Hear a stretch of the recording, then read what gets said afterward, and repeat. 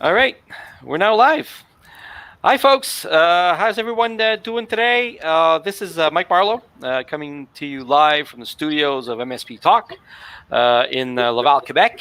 And listen, I've got a real treat for you guys today. As usual, I try to mix it up a bit: marketing, sales, operations, anything. However, today I have a special guest, special interview with a keynote speaker who shared the stage with Richard Branson, named Speaker of the Year with TEC Canada, Tech Canada, also brand strategist, and also author of two books that we're going to be talking about a bit later, right? And take it away. Basically, let me present to you Gair Maxwell. Hey, Michelle. It's great to be here. And right now, through COVID, hey, it's great to be anywhere, isn't it? I mean, thank goodness. So this is where I'm so grateful for programs like the one you've launched with MicroAge, because this is how we all stay connected now. Yeah. And I just had a conversation with someone just before this call out in Western Canada, talking about, especially in B2B world, we're all slowly coming to that realization it's not going back to the way it was. So I thank you for the invite to be here. That's great. Great having you. And just to chime in on that, I got to tell you, I've been grounded. I go out and meet people a lot. You were talking about BC. Actually, when COVID hit, I was actually planning a 7-day road trip that took me from Prince George, Kelowna, Kamloops, Vernon, Penticton, Chilliwack. And it was all scheduled to be the first week of April, and it went down the tubes. And since then, I've basically been grounded. I've been, let's just say I'm kind of like a bit of cabin fever, right? You utilize the tools that we have, but there's just not the same thing about meeting people, and what drives me, basically. But hey, we adjust, right? But we're here, and that's the important thing. And I know because we're going live, there are people going to be watching us right now, and hopefully, Michelle, maybe even to throw in some comments and some questions. And sure. Yeah, we'll answer anything that anyone who has anything they want to ask about this subject around Big Little Legends. We're more than happy. We're basically here for the next hour or so. That's awesome. Just real quick to introduce, Gair, give you a bit of background. We first met each other a couple of years ago, where you actually blew the doors off as you came to present to a MicroAge location, to a MicroAge conference, where you spoke about transformation, about the need to transform in this day and age, and it was some great storytelling, and you really brought the message home, right? And so basically, just a bit of background. You're now in London, right? London, Ontario?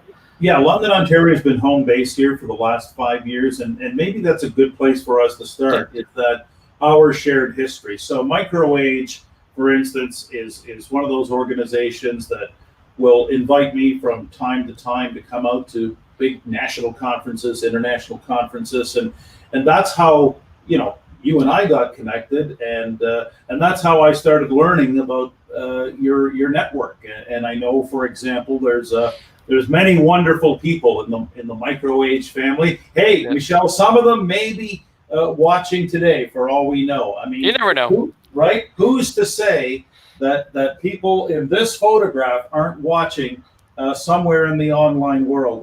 Well, hey, if you guys are watching, if anyone is watching, just chime in and post a chat. I'll just put something in the comments. Yeah, so we get shout outs here for Phil. We get Jason Dittman, Herb Roblin, Maria. Yeah. That I think it was Brooks and Dunn that wrote that song specifically for her. Okay. But I remember that. Remember that one? Yeah. But all to say, I think where we've evolved now, Michelle, is even though we were together a few years ago, and we know there's a lot of supermen and women behind that MicroAge logo and that MicroAge brand, I think now we've entered, thanks to COVID, into an era of urgency in terms of creating what I call a digital footprint out there in the online world. So there's never been a better time in the history of commerce to build your brand in the online world, because quite frankly, it's the only world we've got. Yep. Like, what other world is there? Actually, it brings me one question I had about that. I mean, basically, and you know what? We'll keep it for a bit later, because you just basically touched on a nerve, a little something that I want to talk about, which is basically the aspect that it's so easy to get the message out with so many various channels, so many there's democratic ways to be able to get the message out there, but it's still a grind. It's still quite a bit of a challenge to distinguish yourself, right? Oh, no question, and that's, I think, that's why I'm delighted we have this time to actually dive into that. With respect to Big Little Legends, and yes, this is the subject of the forthcoming book. We actually have our next meeting with our publisher after this call. Okay. We're working with a publisher out of Vancouver, and as the subject would suggest, it's how everyday leaders build irresistible brands. So maybe as a way to supply context to our conversation for whoever's watching and listening, a number of years ago, and this would have been around the time you and I first met, I started really diving in and studying the greatest brands in the world, and whether it's the Apples, the Amazons, the Disneys, the Nikes, the Ferraris, I can go on and on and on. I was struck by something. And more people, Michelle, just like you, just like Phil, Maria, everyone I was meeting at different conferences, and some of the CEO groups that I speak with through Tech Canada and Vistage International, I realized that there was a common, shall we say, concern. And the common concern or issue was this. Well, that's great what Apple and Starbucks and Harley Davidson are doing, but we can't relate. We're not that big a company. We don't have those resources. There's no way we can take the same lessons from Patagonia and apply them to our company. That in a nutshell was the genesis of how my wheels started turning around. Well, wait a second. What if there are companies out there in the marketplace, companies competing in different sectors, selling otherwise ordinary products and services, but yet had the same kind of irresistible magnetic pull as some of the greatest brands in history? There's no denying that some of the brands that we're picturing there, they're some of the best in the world, best in the history of business. Great. Well, what if there were these smaller to medium-sized businesses, Michelle, that had that same, what I call, pull, like a giant magnet on steroids? In other words, they made customers and talent come to them. So it's not so much sales-driven push, it's more brand-driven pull. It's the difference between push and pull, essentially. Of course.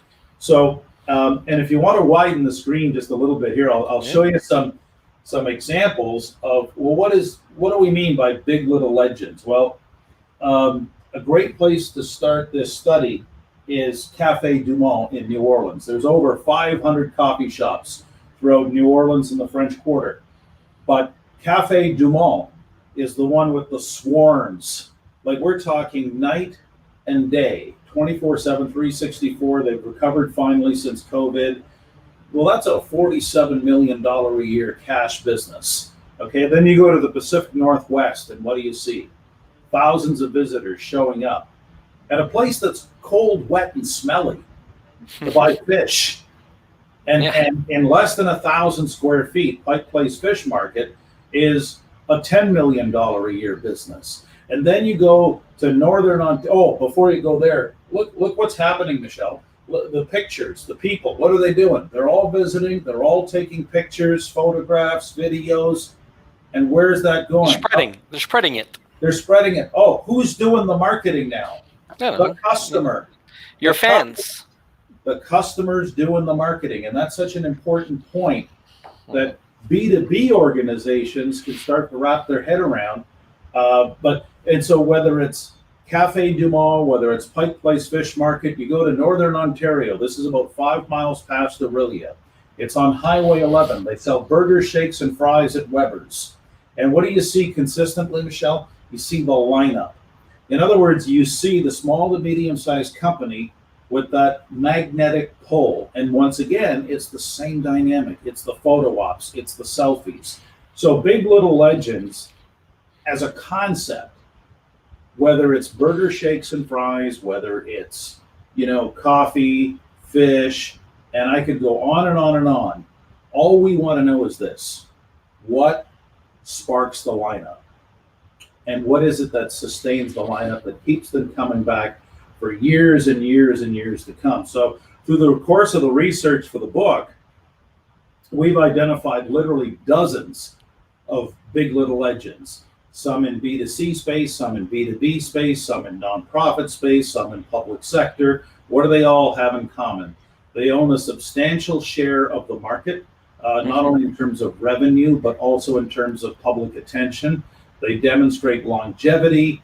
They have a positive impact in terms of the favorable reputation, and that reputation spreads beyond their area code with a brand story that gets told and retold. And like I said, Michelle, there's many examples of Big Little Legends, so much so that we had to write a book about that.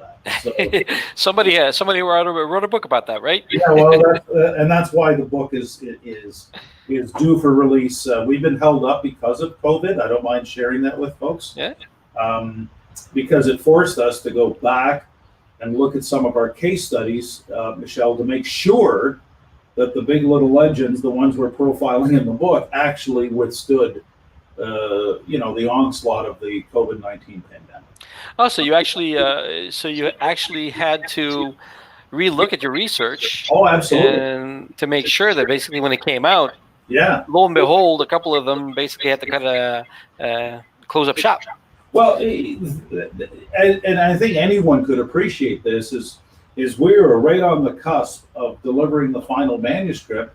Yeah. When COVID hit, we said, whoa, we can't in good conscience release a book now that by the time it's out there with zero mention of the global pandemic. This is the biggest world event since World War II. How can you release a book and not even mention that? Yeah. Or acknowledge it? So it forced us to go back, and like I say, so in the case of Weber's in Northern Ontario, Dana was just by there the other day, going up to the Muskoka area, and guess what? There's still the lineup. Okay. It's incredible. They're still thriving. But at that point, it becomes more a question of fine tuning, not necessarily reinventing yourself, adjusting, adapting to what's going on.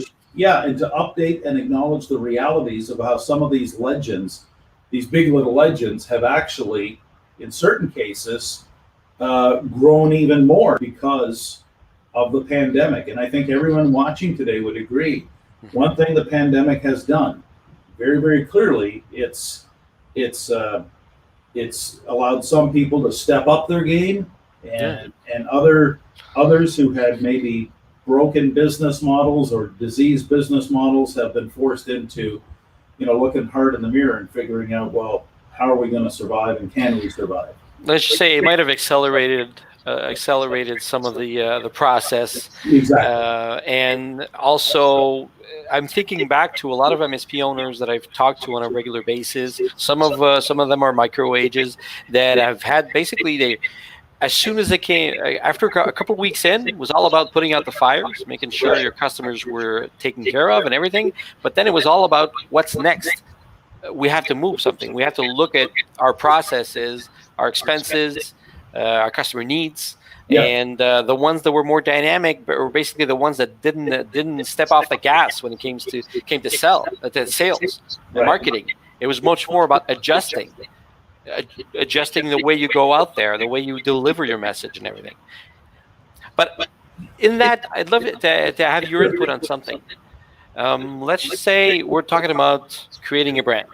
Yes. And the brand itself, when you go through these types of changes, yes, is it about tweaking your message and leaving the brand positioning alone? Is it a lot more about recreating what it stands for? Any thoughts on that? Yeah. Okay. Yeah. That's a great jumping off point. And And this is where the philosophy of Big Little Legends comes into play.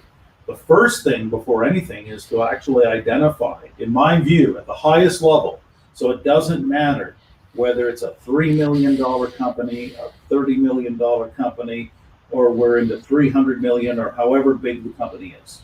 I'm a big believer in fundamentals. All right, Michelle, and I know you are too, because you're a New England Patriots fan, and Bill Belichick, right, brought a certain a system, do your job.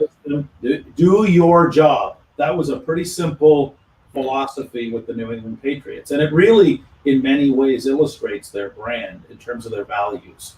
All right, but whether it's the New England Patriots, whether it's the Pittsburgh Steelers, the Green Bay Packers, by the way, would be the NFL version of the Big Little Legend. I think it comes back. Yeah, true.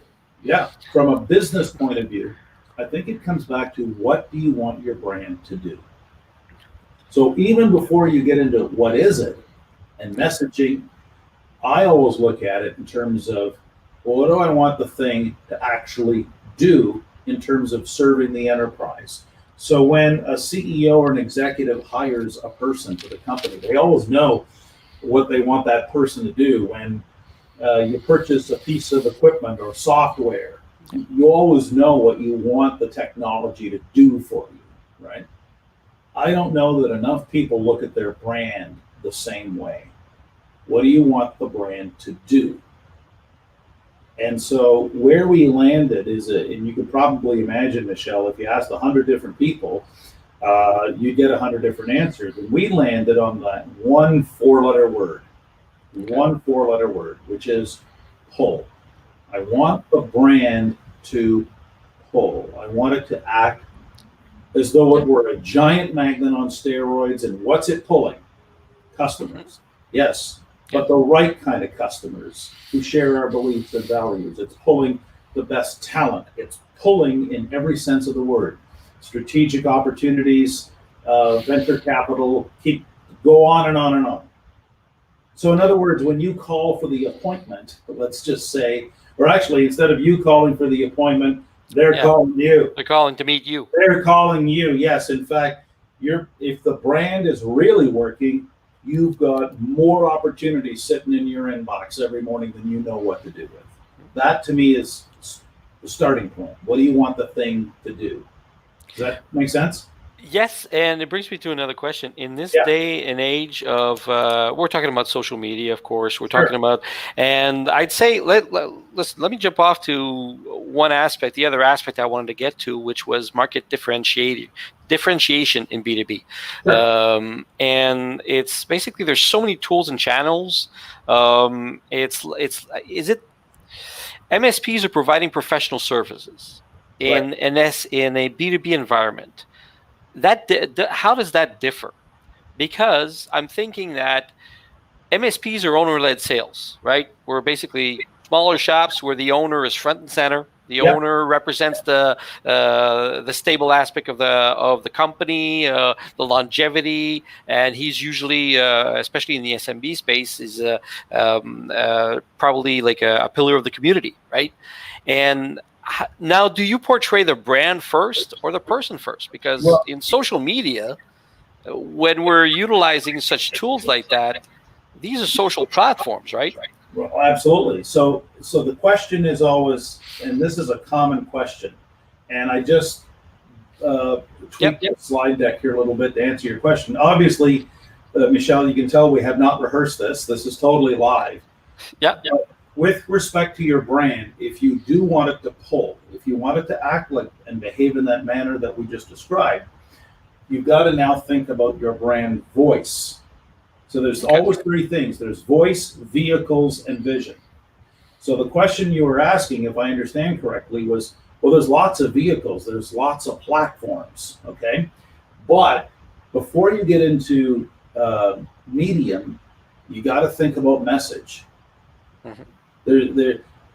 I've seen this movie repeat itself literally hundreds of times, where people will waste enormous amounts of time, money, energy on the mediums or on the vehicles without figuring out the message of the voice.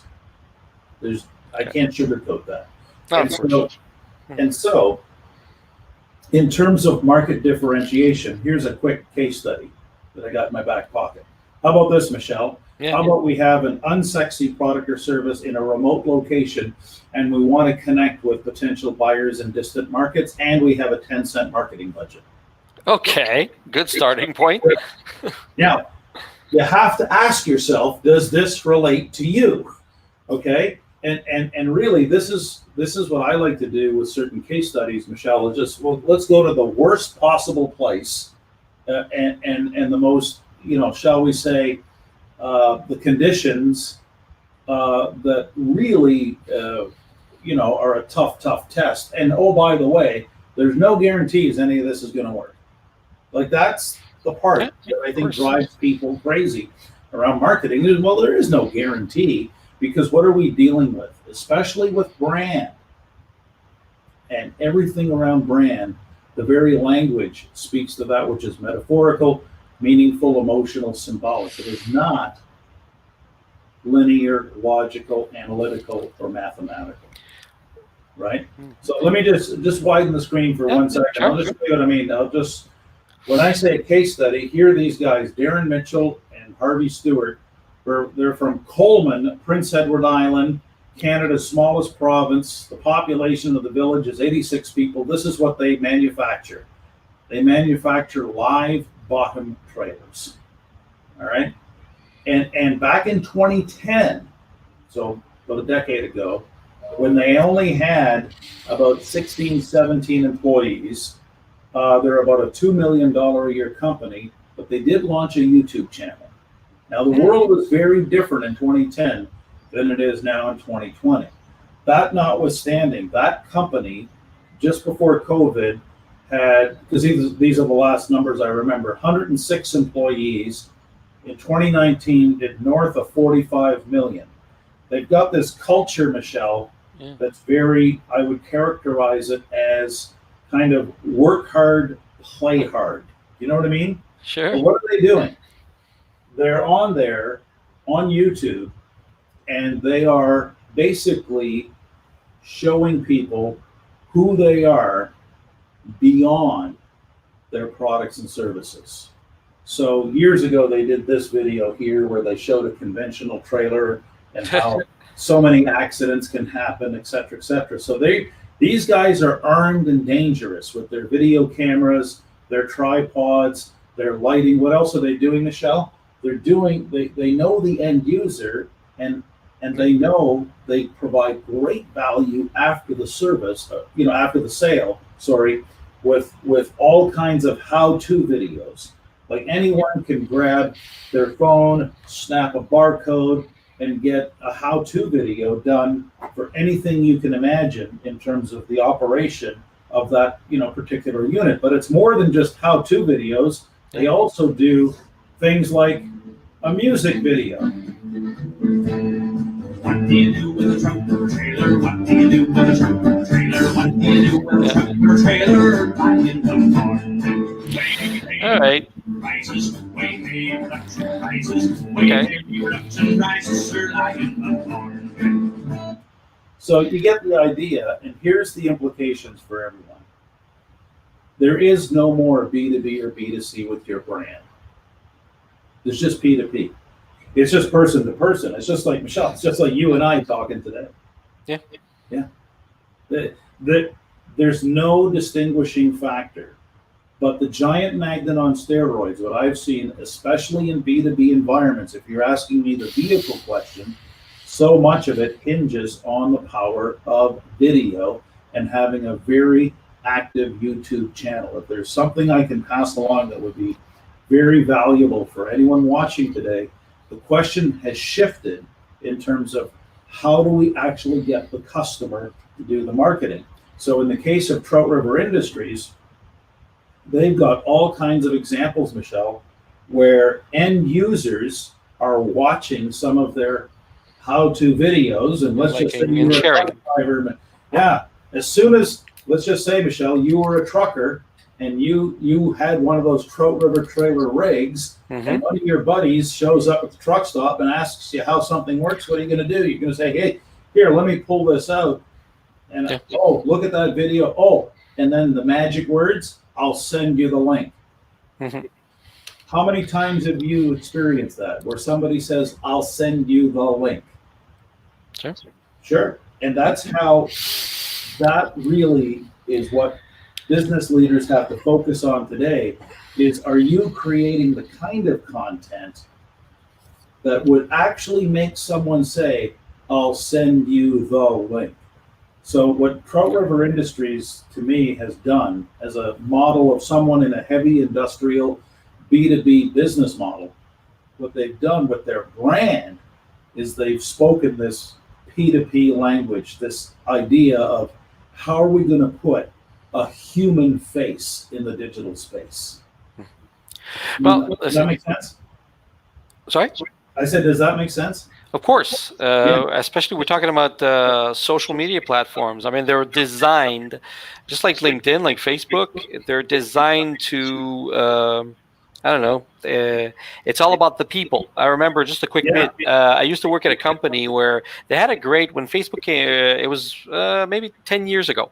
And they had a good Facebook strategy where it was a few locations. There were about 15 locations, and they created a Facebook page with two managers, or basically the local manager and the franchisor. And the franchisor would post content and very professional content. It looked great, looked awesome, but was getting very, very little engagement from the customers. What would get engagements is basically having the rep on the sales floor talking about a certain product because he was in the picture. He was basically delivering the message, and that drove home over and over again. Even though the posts were great, it just didn't translate well enough in the social space. In the That's the way social they. space, yeah, Michelle, it's Yeah, got to be a human actually out there speaking. So exactly. that video that Darren and Harvey did, Hmm. I don't know if you picked up on it, but Yeah. this is for the Boring Company. They did something, and so who's watching that? And they might have only got maybe 242 views, but someone from the Boring Company in Los Angeles did watch that, and that's a company owned by Elon Musk. So there is Okay. a tiny company from Coleman PEI that's in 22, 23 different countries on, I think it's 6 different continents now with their licensing arrangements, but yet they've been able to, on a shoestring budget, leverage YouTube so that now the company owned by Elon Musk is coming to them looking for their product. And what this speaks to, I thought this would be helpful. When you're creating content, okay, it can fit one of 4, basically there's 4 slots. It can be either educational, it could be entertaining like a music video, it could be informative in terms of a how-to video, it could be inspiring, okay? Any one of the 4 boxes. But here's the thing, and I think this is where a lot of organizations stumble, is they try and jam 20th century style ad-driven, push-driven marketing on 21st century social platforms. And that's where we see the disconnect. No, I understand. Basically, it ties into, like I said, the social aspect of having your users. Your users are are your best ambassadors. Right. They create. They are your best medium to get the message out there. But however, you have to. They're not going to go on social and basically say, "Well, I just had a great experience with this company. I highly recommend it." No, Right. you have to be able to give them content that they will like and they will share and send out there, because we're It's all on the phone. in French we say on est paresseux. We're basically very lazy. It has to be very easy to click and send out and share. So if you don't give that material, if you don't create that material, whether it be on YouTube, LinkedIn, Facebook, Snapchat, TikTok, name it, right? Your audience is there just begging to be able to share what you provide. And of course, going back to exactly that, if it's either educational, entertaining, informative, or inspiring, they're much more inclined to share it.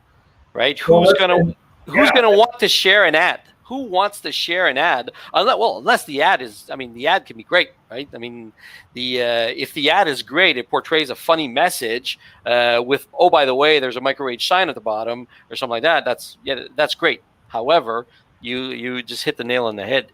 You need to have at least one of those. It has to have those check boxes. No question. And here, just for fun, as a live experiment, let's just, um, Oh, let's do the repost right now. okay. Why not? I mean, it just popped up on my. This is live TV. You can't This is experiment. live TV, There's certain yeah. limits to But that's experimenting. what you just were talking about, Michelle. Yeah. And because we're connected Mm-hmm. on Facebook, right?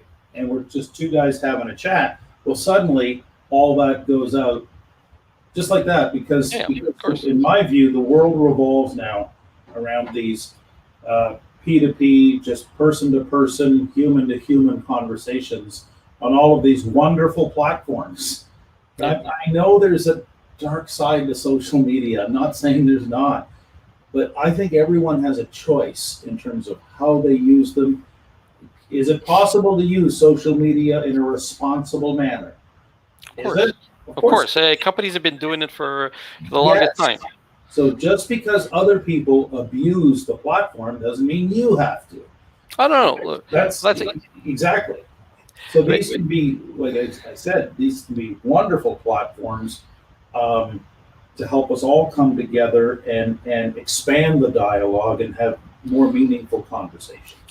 So what we're talking about here is, well, in your book, okay, the story of Big Little Legends coming to Amazon soon, I'm guessing, is about everyday people that create a brand, a sticky brand, an experience to be able to, but it's not just about creating the brand. A brand is not a logo.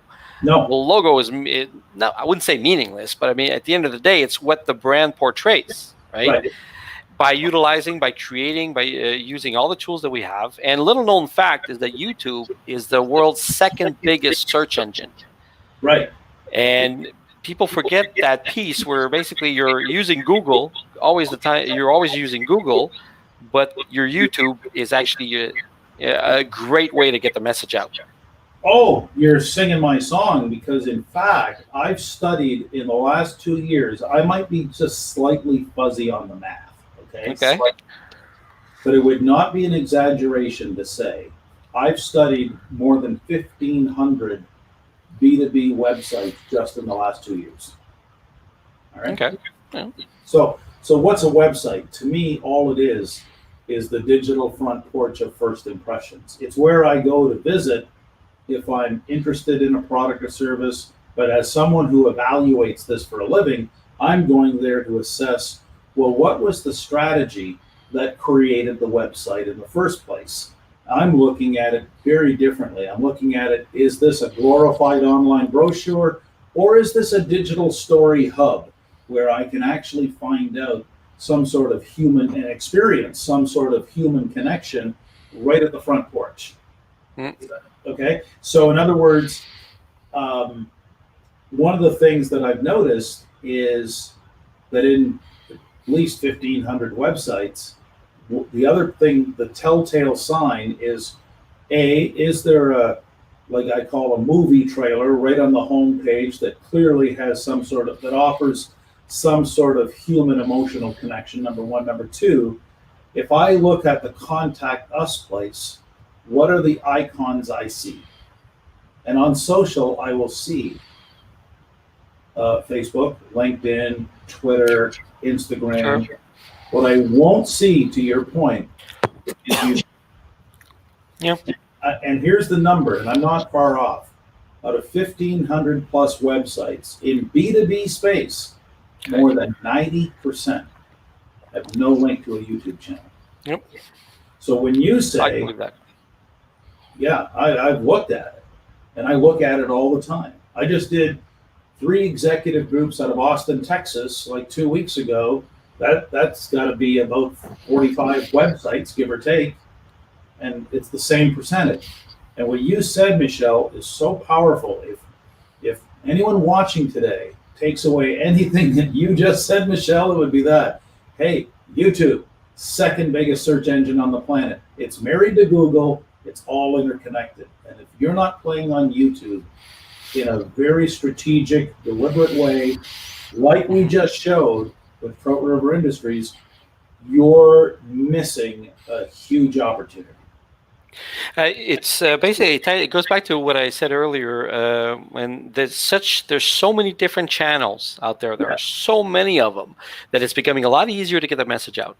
It is, however, a bit daunting when it comes to keeping, being able to cover it all, right? I mean, of course, if you pick a channel, if you pick a channel that your customer base relates to, you increase your chances. But the thing is that you can actually, when you share anything on social, it's multi-platform. A simple click of a button, and you're sharing on 3, 4, 5 different platforms, barring a few different differences.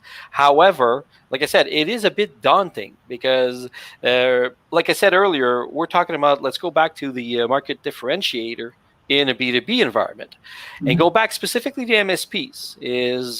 MSPs, managed service providers, is a lot more about owner-led sales, right? Right. And I don't know, typically speaking, if you're talking about a business between 5 and 10 to 12 employees, which could be a typical size of an MSP, you just limited with the number of resources you have as well as budget, right? So in comes in the creativity aspect, I think, which is the biggest challenge, is to actually plan out something that what your brand means. What does it say? What should it portray? It's not given to everybody, right? I mean, some guys get creative. Some other ones need to hire out, but then you're back down to the budget, right? Right. Well, here actually, Michelle, I got a story here. If you just give me a second, I can show you this. Great. I can show you the guy that you just described, that MSP, right? Who's got the small company with no budget. Okay. Here, try this one. Just give me a second here. That's live TV, folks. Live TV.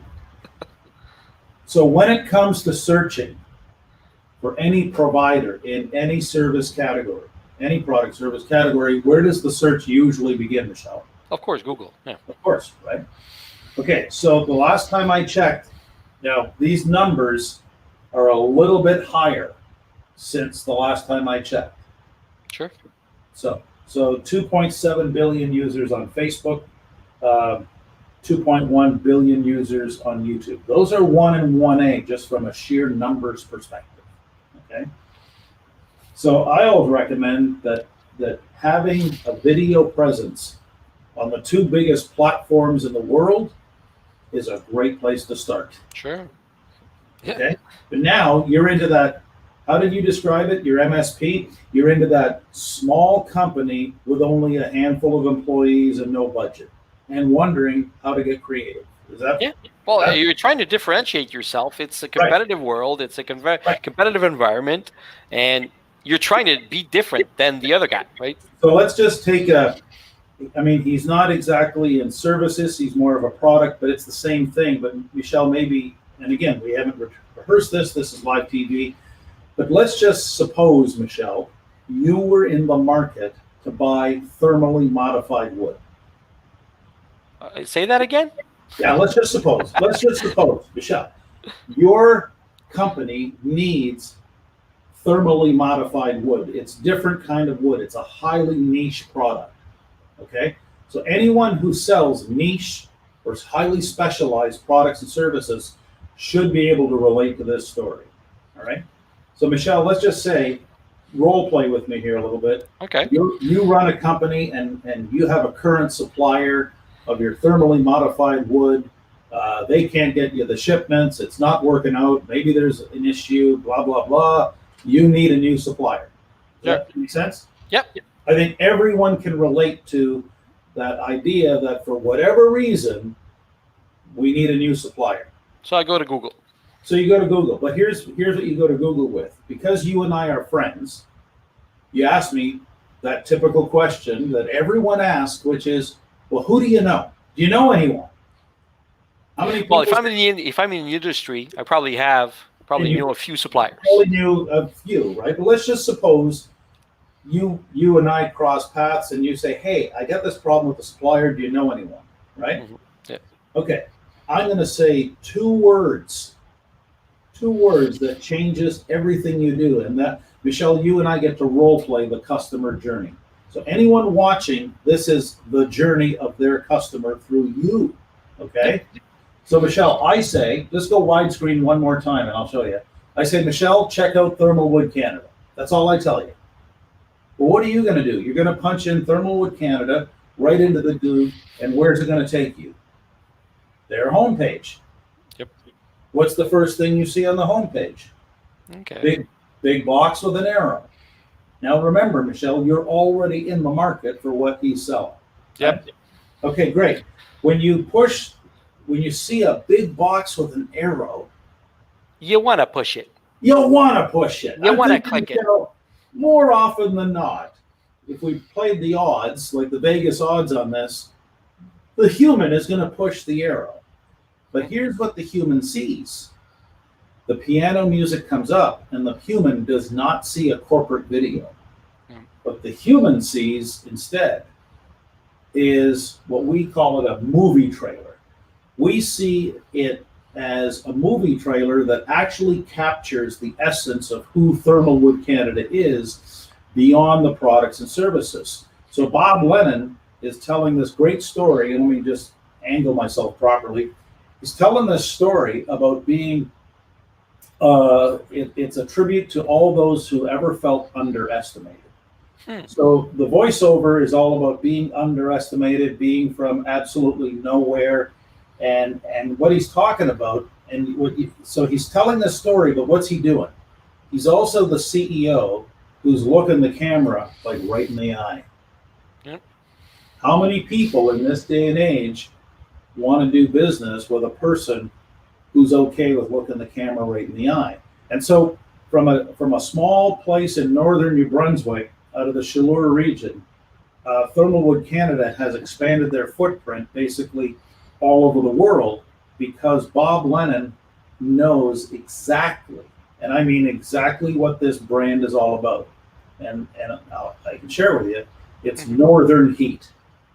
Now, how many stories can they tell that revolve around bringing the heat? In other words, people who make a difference. And so what Bob has done is he's really illustrated purpose of the modern day homepage. And it's very, very simple. It's connection and trust. Because once you create connection and inspire trust, this is back to what we were talking about earlier. This is the stats from the first month, Michelle. 18,000 views, 104 shares just in the first month. Now, taking that narrative of Northern Heat, what Bob does every Friday, he does what's called the Northern Heat Report. Okay, what's he doing? He's got a podcast. He's got a Facebook video show that he then uploads to YouTube. Yeah. And he just does stories of people in his community and different places of the world that he's now connecting with on Zoom. And what's the common thread? It's stories about people who are bringing the heat, people who are making a difference. He's not talking about thermally modified wood, but what he is doing, he's fulfilling the mandate of what anyone in MSP land has to be thinking about now, is how to grow an audience. So that you have people watching your stuff, coming back, sometimes, sharing your content with all of the different, technologies and platforms at their disposal. It's no different than what you and I are doing right now. I mean, for all we know, Jason Dittman, our mutual friend out in Regina, might just comment, and more importantly, might share this podcast video cast with someone in his network. Well, Jason's been actually, it's a great example. Jason recently he started doing putting himself out there. let's just say. Right. But I'd always felt the last couple of years been developing that in-house culture and putting it out there, right, and making sure it looks fun. Like whenever I would look at his business, at his the videos or anything, and it was like, man, it looks like a fun place to work, right? Yeah. And he told me himself, he said, listen, Mike, frankly, I mean, I never need to put an ad for technicians or people just because of the draw of the social media aspect of how we portray our company and how we take care of our customers. And so there's many benefits to that. Yeah, absolutely. And I think the more people realize they're running a media company first and a product service company second, the more it will make sense that the mandate of the media company is to grow the audience. Like I look at your wonderful backdrop right now, Michelle. I look at your technology and your headsets and all the things that you did to promote this event. And I'm thinking Michelle's a great example of someone who's thinking less about being an IT company, but much more about being a media company that happens to broadcast on different platforms. Well, exactly. You have to. The P2P, person to person. It's all about relationship. It's all about. I've heard so many times. I don't know if it's someone said once. Basically, you have to like the people. If you want people to buy from you or buy anything from you or your company, they'll first have to like you, right? Yes. And because that's the time when and especially in professional services, especially now more than ever with a social platform, it's now easy to be able to get out there and put yourself in front of the camera. Like I said, I think it's more, the biggest challenge is about the cadence, is regularity. I mean, listen, you're a marketing guy. I mean, marketing is a lot about planning, but it's all about consistency and adjustments. Right? I can't make this up. What are you talking about? What you mean?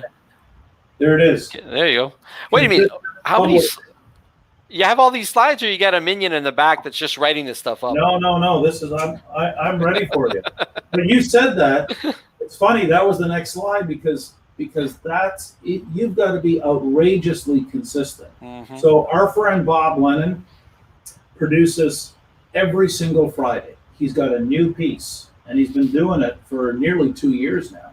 For myself, I do every second Wednesday because everything is subject to available time, resources, sure. Of course, right? But every second Wednesday, come hell or high water, there's a new original piece that goes out.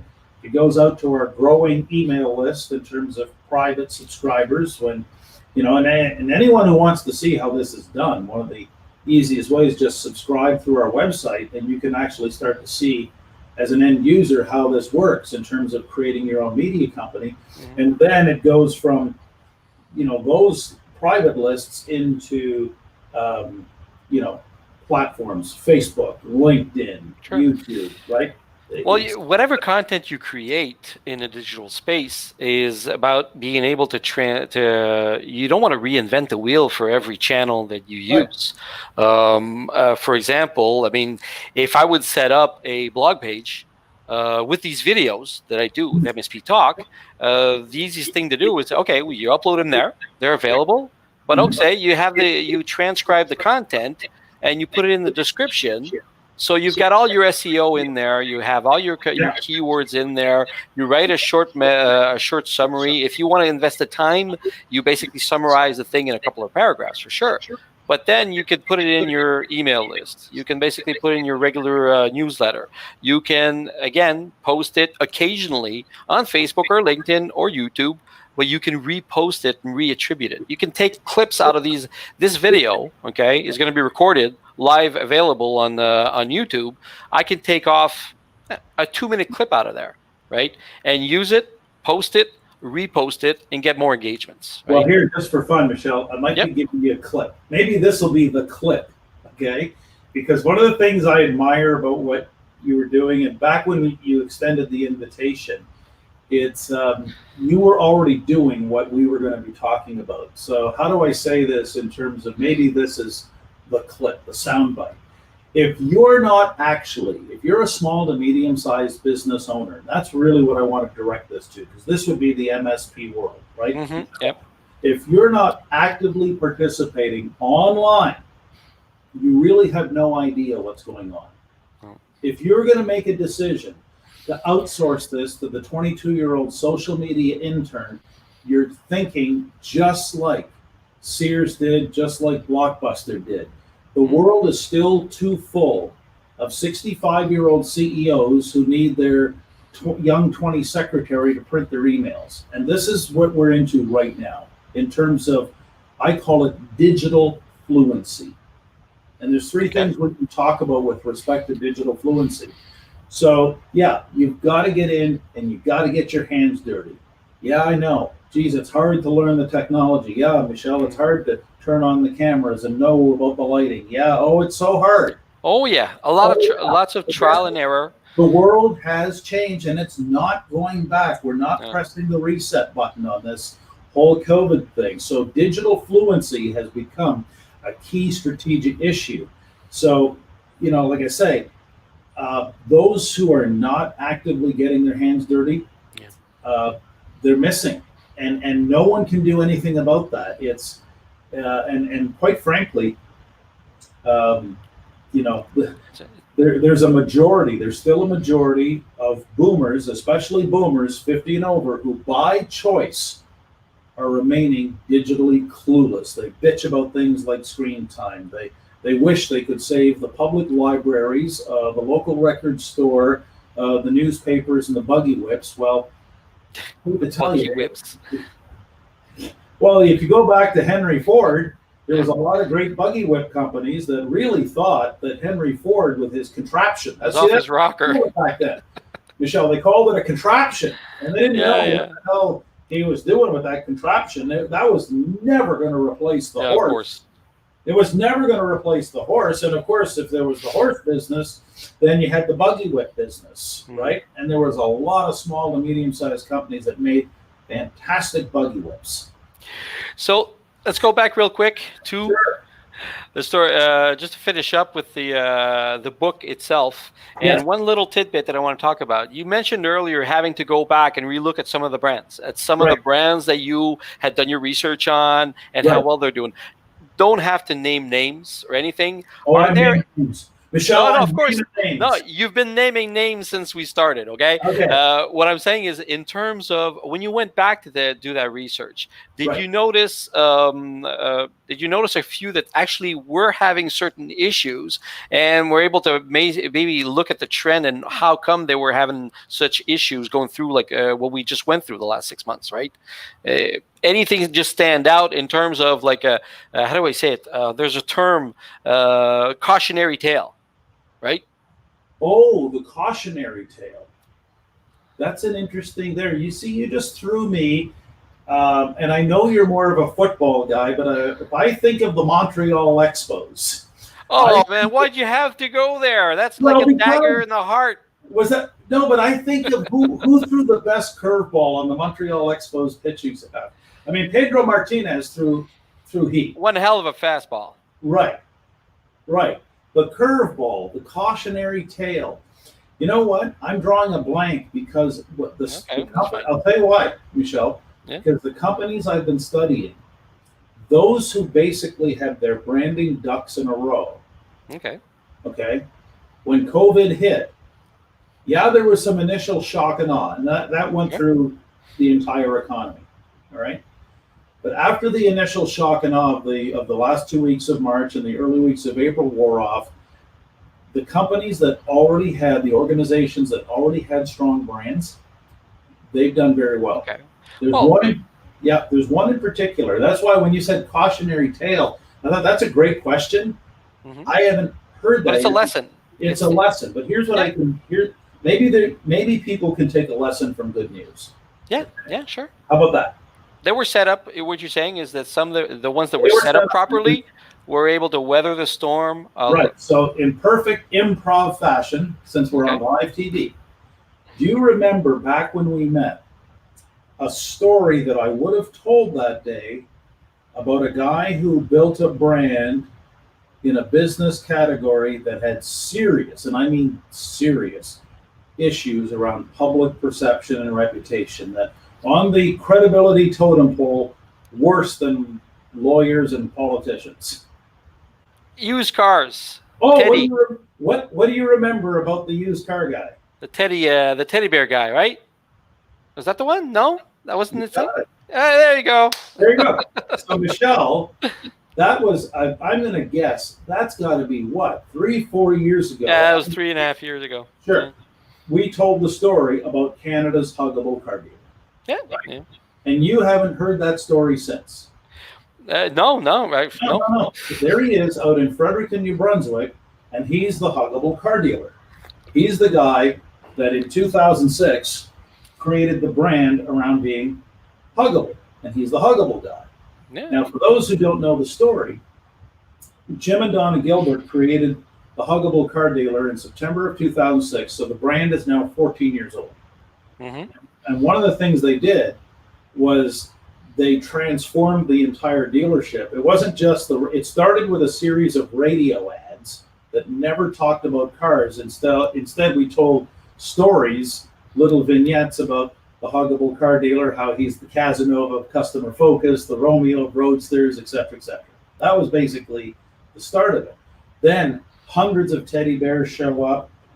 Years ago, they wrote their own children's book. I've got a few of the little props right here at my desk. But in other words, they invested time, money, energy into building a reputation for being known for being something more than just the cars. Does that make sense, Michelle? Yeah, no. Okay, so here's the COVID news that I had no way of, like Jim Gilbert and I had no way of knowing. And this is obviously a considerable amount of time has passed since you and I met. Mm-hmm. In 2018, they finally, in 2018, after 12 years of building the huggable brand and building what I call reputational equity, right? What they did is they expanded the business and they got into something else. They got into power sports. Power sports. So think of jet skis, motorcycles, pontoon boats, recreational vehicles, etc., etc., etc. Right? 2019 was the first full year of that business. First full year was 2019. They got in 18. First full year, first full season, 2019. 2020 hit. Now in 2019, let's just talk about Kawasaki. So they're running the Kawasaki line out of their dealership. 2019, number 2 Kawasaki dealer in the entire country is from Fredericton, New Brunswick. Oh. Which is a big enough accomplishment in itself. Yeah. But as of 2 weeks ago, by 11 units, Canada's huggable car dealer is the number 1 Kawasaki dealer in the entire nation. After 2 years? The second full year in the business. Okay. It shocked the hell out of us, but what it speaks to is the value of building your brand, building your reputational equity. Reputation. Reputation. Brand is all about reputation. So it's built to the point the people at Kawasaki Canada can't believe this is happening. Now think about it. They're selling more units out in Fredericton than they are in Montreal, Toronto, Vancouver, Edmonton, Calgary, Winnipeg. Like that makes no sense. And that's what we, Michelle, figured out around Big Little Legends. All of them that we just talked about today. All of the ones we're going to explore and invite readers to learn about in the book. Every single one of them. Here's what they do. They defy logic. Yeah. That's what they do.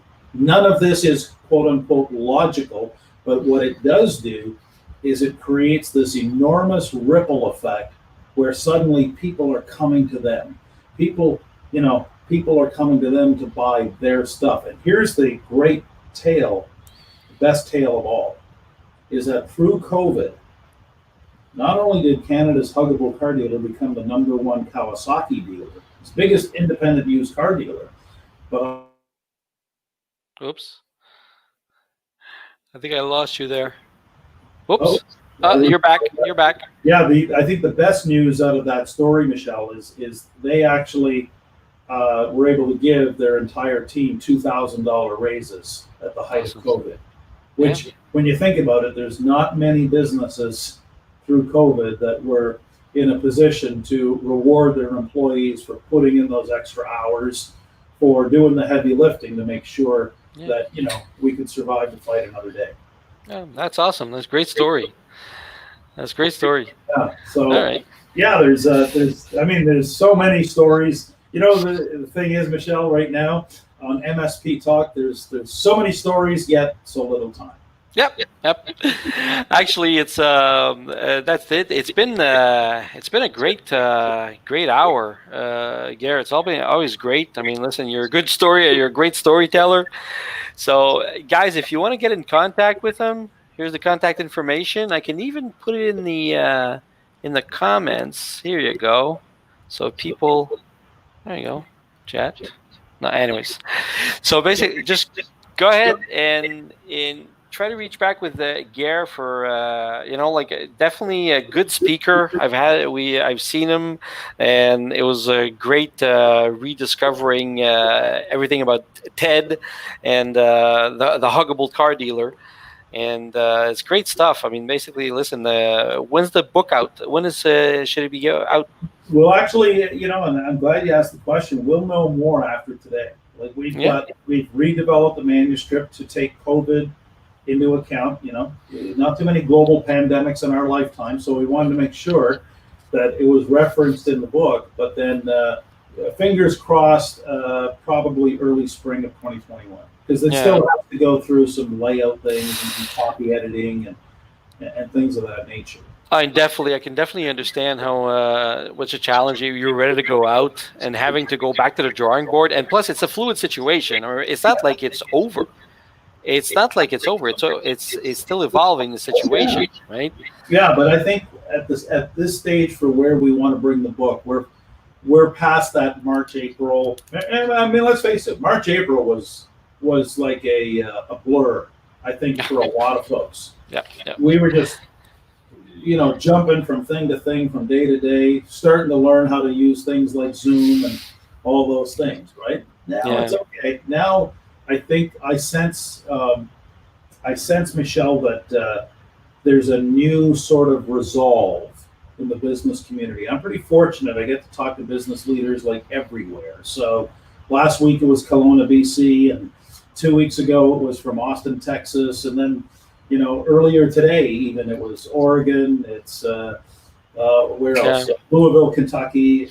So I kind of get a sense of the pulse of what people are thinking and feeling. And but I do, just before we wrap up, I do want to land one thought, and maybe this is another takeaway thought for everyone. I think what's going to separate winners from losers in this new economy, this new world that suddenly became newer every day, is this issue of digital fluency. And under the umbrella of digital fluency, I see three areas. Number one is fulfillment. Can you actually fulfill on your promises? Can you execute on delivery of your product or service? So, for example, Amazon does a great job. They are able to get the last mile right to your door. Dana goes on last night, orders something. By golly, there was a box this morning. There was a box there. So Amazon can deliver. Many restaurants had to adjust, Michelle, their delivery so that in the summer it was patios. Well, what are they going to do in the winter, especially in Canada? Well, I think there's going to be more, you know, DoorDash, Skip the Dishes, Uber Eats, whatever it takes, right? Yep. So, but those operations must be, in my view, more digitally fluent than ever.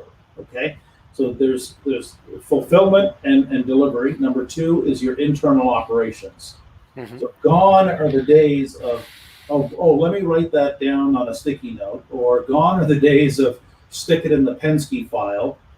Like the medical profession is so archaic. You go into those doctors' offices and what do you see? Just file cabinets. File cabinets. Yeah. I'm looking at a wall of buggy whips here, man. Okay? Yeah. So I think digital fluency in your operations is going to be so crucial to execute on delivery. Yep. And number three, Michelle, what we've been exploring today, marketing. If your marketing is not digitally fluent, you run a very serious risk of being deemed completely irrelevant by the customers you want to serve and by the talent you hope to attract. So, Well, does that make sense? it makes perfect sense. And just to close it off on that piece is that I think that being efficient at delivering your message and doing the marketing will help you grow your business. But what I've seen recently is a lot of businesses that are basically just like referral-based businesses, Right. which is great. You get a customer coming in, they know you, they heard about you, they want to deal with you, but they're very content with that because the alternative is to actually invest in a marketing strategy, but also invest in the tools to be able to deliver and have that growth. I think the marketing aspect will be key for companies to be able to grow their business and grow their brand, right? Because you can always, there's always, word of mouth is always good. Hey, that's great. That's awesome. I've spoken to so many business owners that tell me, well, I don't need to do marketing because I'm already busy enough as it is. Right. When I hear that, I just cringe because you're a business, you shouldn't be, I understand the sentiment, but if you're in it to grow your business, that shouldn't be, that it shouldn't be like a crutch, right? Yeah, well, it's a simple cliche, right? You're either green or growing, or you're ripe and rotting, right? If you're not growing, you're dying. Thanks for the image. All right, Gair, it's been great. So listen, thanks for joining us, folks. I just wanted to, this is for you, especially for you, as a way, I'm a heartfelt, sentimental guy, and I couldn't think of a better way to say thank you other than to, on behalf of Pittsburgh Steeler Nation, was to make sure that everyone on your side of the ball with the New England Patriots were aware, in case you weren't aware, that Big Ben was back, that the Steelers are 3-0, that the defense is looking pretty good, in the opening stretches of the season. So I think we're in for a real interesting ride, Michelle, especially in the AFC. Yeah, I was looking at Ben, and it felt like he could have had like a walking, like a walker when he went out, But it's still delivering the ball, right? Still improv, It's great. Yeah. And I think the Patriots are going to be fun to watch with a certain Newtonian mystique under center now, but lots to look forward to. It's a long season, just like business. It's a long season. Oh yeah, that's great. All right, so thanks, folks, for joining in. So let's basically just thanks, Gair, for being aboard. In 2 weeks, I'm going to be going back. We're going to have a next episode of MSP Talk. I'm going to be talking to Reed Warren about mergers and acquisitions in the MSP space. All right, so tune in, look for the invite. So thank you, everyone. Thank you. Bye-bye. Bye-bye.